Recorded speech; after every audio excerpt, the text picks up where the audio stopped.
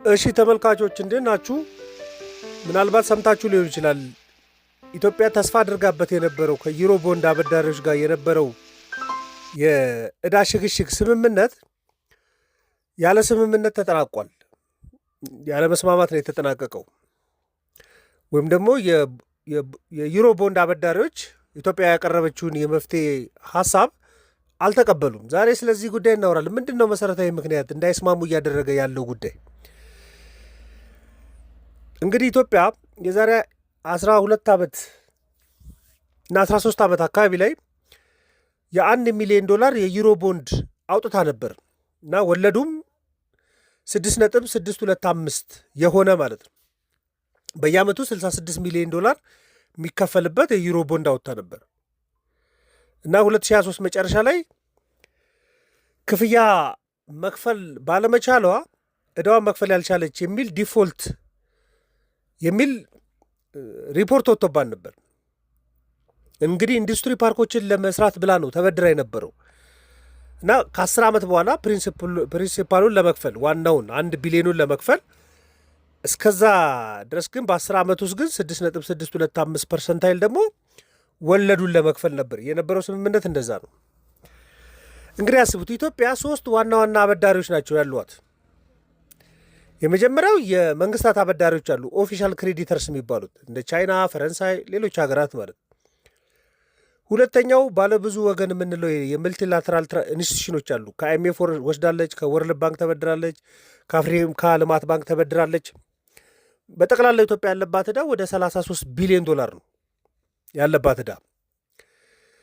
ግን ከሶስተኛ አበዳሪዎችን ተበድራለች። የግል አበዳሪዎች አሉ፣ ፕራይቬት ክሬዲተርስ፣ የዩሮ ቦንድ የሚያዘጋጁ የግል ድርጅቶች ተሰብስበው የሚያበድሩት። ይሄ ብድር የወሰደችው ኢንዱስትሪ ፓርኮችን አስፋፋለሁ በሚል ከዩሮ ቦንድ አበዳሪዎች ነው። አሁን የዩሮ ቦንድ አበዳሪዎቹ የብድር መክፈያ ጊዜ ደርሶ ኢቨን አልፏል። 2023 ላይ በየ6 ወሩ 33 ሚሊዮን ትከፍል ነበር። 2023 ላይ ግን ይህን 33 ሚሊዮን የመጀመሪያ ኩፕኑን አልከፈለችም፣ ሁለተኛ ኩፕኑን አልከፈለችም። ኢቨን ሶስተኛ ኩፕን ላይ ደርሷል 33። ምክንያቱም ይችን 6.625 ወለዷ በአመት 66 ሚሊዮን ይመጣል። በየ6 ወሩ 33 ሚሊዮን እየተደረገ ነበር ይከፈል የነበረው። በተለያየ ምክንያት ኢትዮጵያ አልከፈለችም እና ወደ ድርድር መጣቸው። የመክፈያው ጊዜ የመጨረሻው ሲጠናቀቅና ዕዳዋን መክፈል አልቻለችም የሚል ሪፖርት መውጣት ሲጀምር ድርድር ይዛ ቀረበችው ለዩሮ ቦንድ አበዳሪዎች።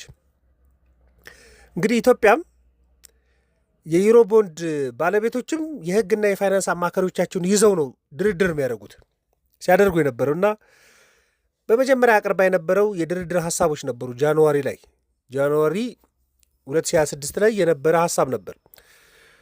የዛን ጊዜ በመርህ ደረጃ እንደ መስማማት ብለው የነበረው ምንድን ነው? ኢትዮጵያ 1 ቢሊዮን ዶላሩን በጣም ይበዛብኛል፣ ስለዚህ 12% የዕዳ ቅናሽ ይደረግልኝ፣ ሄርከት የሚባለው ስለዚህ 1 ቢሊዮን ሳይሆን 880 ሚሊዮን ዶላር እንድከፍል ይደረግልኝ የሚል ሀሳብ አቅርባ ነበር። ወለዱም 6.625 በጣም ብዙ ነው የሚል ሀሳብ አላት። አሁን አዲሱ ላይ የቀረበው ይሄ ነው። በተመሳሳይነት በቃ ወደ 6.15 ይውረድልኝ 6.625 የነበረው የሚል ሀሳብ ነው። የክፍያ ጊዜውም የተጠናቀቀው 2023 መጨረሻ ላይ ነው። ስለዚህ የክፍያ ጊዜው እንዲራዘምላትም ኢትዮጵያ ፍላጎት አላት። እስከ 2029 ድረስ ይለጠጥልኝ፣ ቀጥሎ 5 ዓመት ይጨመርልኝ እንደማለት ነው። ስለዚህ ሐምሌ 2026 መጨረሻ ላይ 180 ሚሊዮን እከፍላለሁኝ፣ ሐምሌ 2027 ላይ 100 ሚሊዮን እከፍላለሁኝ፣ ሐምሌ 2028 ላይ 300 ሚሊዮን እከፍላለሁኝ፣ ሐምሌ 2029 ላይ ደግሞ 300 ሚሊዮን ከፍዬ እንዳጠናቀቅ ይሁንልኝ የክፍያ ጊዜ ሀሳብ አቅርባል ኢትዮጵያ እና ያልተከፈለ የ3 ኮፕኖች ዋጋ ወደ 99.4 ሚሊዮን ዶላርም የዘገዩ ወለዶችም ስላሉበት እሱን ለመክፈል ማለት ነው። በመርህ ደረጃ እንደ መስማማት ተብሎ ነበር ጃንዋሪ ላይ። አሁን ግን እሱ ፌል አድርጓል። ለምንድን ነው ፌል ያደረገው? የዩሮ ቦንድ ባለቤቶች 12% መቀነስ እነሱ እንደሚጎዱ ማሰብ ጀምረዋል።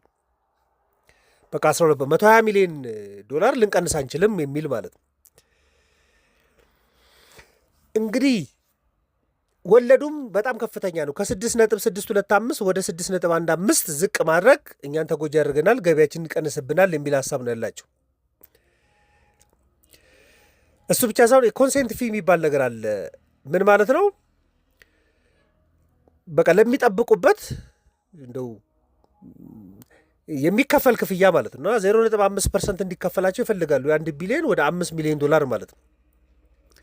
ግን ይሄ የቦንድ ባለቤቶች ይሄ በቂ እንዳልሆነ ነው የሚያስቡት፣ ያንሰናል የሚልም ሀሳብ አላቸው። የክፍያ ጊዜውም 2000 እስከ 2029 ድረስ የጊዜ ሰሌዳው ረዘም ብሎብናል የሚልም ሀሳብም አላቸው። ይሄ ብቻ አይደለም፣ አንድ በጣም ቤዚክም ሀሳብ አለ ስምምነቶች ውስጥ ኮምፓራቢሊቲ ኦፍ ትሪትመንት የሚባል ሀሳብ አለ። ምን ማለት መሰላችሁ? አሁን የኢትዮጵያ አበዳሪዎች ቅድም የምነግራችሁ 3 ናቸው። የግል አበዳሪ ያላት፣ የመንግስት አበዳሪዎች አሉ፣ ዓለም አቀፍ ተቋማቶች አሉ። እና ከግል አበዳሪዎች ጋር ብትስማማ እንኳን ከሌሎቹ አበዳሪዎች ጋርም አብራ መስማማት አለባት። ምን ማለት ነው? አንድ ሀገር የዕዳ መልሶ ማዋቅር ዴት ሪስትራክቸሪንግ ሲያደርግ ለአንድ አበዳሪ ቡድን የሚሰጠው ቅናሽ ወይ ደግሞ እፎይታ የሚሰጥ ከሆነ ለሌሎች አበዳሪዎችም ተመጣጣኝ መሆን አለበት።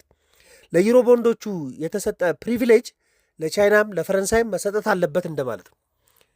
በቃ በቀላሉ አንድ አበዳሪ ብዙ ኪሳራ ከተሸከመ ደግሞ ሌላኛው ምንም ኪሳራ የማይሸከም ከሆነ በቃ ፌር የሆነ ዲስትሪቢሽን መኖር አለበት የሚል አሰባል። ለምሳሌ ዋና አበዳሪዎቹ 20% የዕዳ እፎይታ ለኢትዮጵያ ቢሰጧት የዩሮ ቦንድ ባለቤቶችን በተመሳሳይ አስተዋጽኦ ማድረግ አለባቸው ማለት ነው። አሁን ከዩሮ ቦንዶች ጋር መስማማት ስትቃረብ የሌሎቹ ኮምፕሌንም አለ። እሱም ስምምነት እየጎደለ ነው የመጣው። ረጅም ጊዜ ነው አሁን ከግንቦት 6 እስከ ግንቦት 27 በፈረንጆች የነበረው በቃ ግንቦት 19 ላይ ነው የተጠናቀቀው። ለ3 ሳምንት ነበር ድርድር ሲከናወን የነበረው ማለት ነው። ለምን ተሰበረ ካላችሁ ችግሩ ቴክኒካል አይደለም። በቃ እነሱ አበዳሪዎቹ የዩሮ ቦንድ አበዳሪዎች የሚያገኙት የእሴት ጉዳይ ላይ ነው። እንዳውም በፊት የነበረው ኦፈር ምንድን ነው? ኢትዮጵያ ኢኮኖሚያ እያደገ ከመጣ ባለቦንዶቹ ተጨማሪ ገቢ ማግኘት ይፈልጉ ነበር። ይሄ የኢትዮጵያ መንግስትን ያላስማማ ነበር። ሁለተኛው እቺ 12% መቀነስ አለባት የሚለው ለነሱ በጣም ከፍተኛ ቅናሽ ነው። ስለዚህ ከፍተኛ ቅናሽ ነው የምንቀንሰው፣ እንጎዳለን የሚል ሀሳብ አላቸው። በጥቅሉ ከተመለከት ነው የክፍያ ጉዳይ ከ2024 ከተጠናቀቀበት እስከ 2026 ኢትዮጵያ ምንም ክፍያ እንዲኖር አትፈልግም። ከ2026 እስከ 2029 ነው የምትፈልገው ቀጥሎ ያሉት ጊዜዎች። ባለቦንዶቹ ግን ይሄ በጣም የዘገየ ክፍያ ነው የሚል ሀሳብ አላቸው። እሱ ብቻ ሳይሆን ይህ 880 ሚሊየን እንኳን ስምምነት ቢኖር አሁን የሚከፈለውና ወደፊት የሚከፈለው ቫሊዩ ላይ እነሱ ዳውት አላቸው። በቃ ዛሬ የምንቀበለው ዋጋ ያው ከቀደመው ያነሰ ነው የሚል አስተሳሰብ ማለት ነው። ለምሳሌ 100 ሚሊዮን ዛሬ ቢከፈልና የዛሬ ዓመት ቢከፈል አንድ አይነት ዋጋ አይደለም ያለው። ስለዚህ እኛ እችን ሄርከት እንኳን ብንቀንስ 1 ቢሊዮን ዶላር ትልቅ ይመስላል እንጂ ዘግይቶ የሚከፈለን ከሆነ ዋጋውን አጥቶ ነው የሚከፈለን እንደማለት ነው። ይሄ እንደዚህ አይነት የአይኤምኤፍ የሚደግፈው አይነት የዕዳ ስምምነት እንኳን ቢሆን በቃ ብቻውን ገበያ እንዲቀበለው የሚሰጥ ዋስትና አይደለም። አይኤምኤፍም ጫና ለመፍጠር የሚቸገርበት አይነት ድርድር ነው። ስለዚህ በዚህ አግባብ ስምምነት ላይ ሳይደረስ ቀርቷል። ለኢትዮጵያ በጣም ከፍተኛ ጫና የሚፈጥር ነው። ምክንያቱም ዕዳዋን መክፈል አልቻለችም የሚለው ትርጉም ተጨማሪ ብድሮችን እንዳታገኝ የሚከለክላት ነው። የዕዳ እፎይታ እንዳታገኝ የሚያደርጋት ነው። ተአማኒነት፣ የኢንቨስተሮችንም ኮንፊደንስ አብሮ የሚያጠፋ ነው። ስለዚህ ወደፊት እንግዲህ በዚህ ጉዳይ የኢትዮጵያ መንግስት ማዘኑንም ገልጿል። በቃ ስምምነት ላይ እንደርሳለን ብለን አስበን ነበር፣ ስምምነት አለመድረሱ ነው። አይኤምኤፍም እዚህ በቀረበ ጊዜ የአይኤምኤፍ ማኔጂንግ ዳይሬክተርም እዚህ በቀረቡ ጊዜ የዕዳ ሽግሽግ ጉዳይ ቶሎ መጨረስ አለባችሁ ምናምን የሚል ሪኮመንዴሽን ይቀርብ ነበር። ስለዚህ ወደፊት ሊሆን የሚችለው ጉዳይ ምንድን ነው? አዲስ ድርድር ሊኖር ይችላል።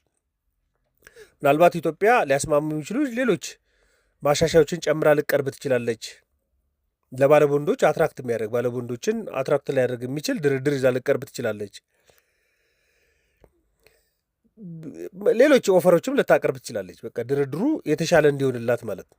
ምክንያቱም ድርድሩ በዘገየ ቁጥር የኢኮኖሚ ጫና እየፈጠረ ነው የመጣው እና የዓለም ገበያ ላይ ለመመለስ በጣም አስቸጋሪ ነው። ብድር፣ እርዳታዎች፣ ሌሎች ግንኙነቶች ላይ ለመመለስ በጣም ከባድ ነው የሚሆነው። ስለዚህ እነዚህ መሰረታዊ የሚባሉ ነጥቦች ላይ ነው ስምምነት ያልተደረሰው። ምናልባት ወደፊት ውይይቶች፣ አዲስ ድርድር ተደርጎ ሊጠናቀቅ ይችላል። ግን ለጊዜው ስምምነት ያልተደረሰው በዚህ ምክንያት ነው። ይሄ ደግሞ ለኢትዮጵያ አስቸጋሪ ውጤት የሚያመጣ ነው የሚሆነው።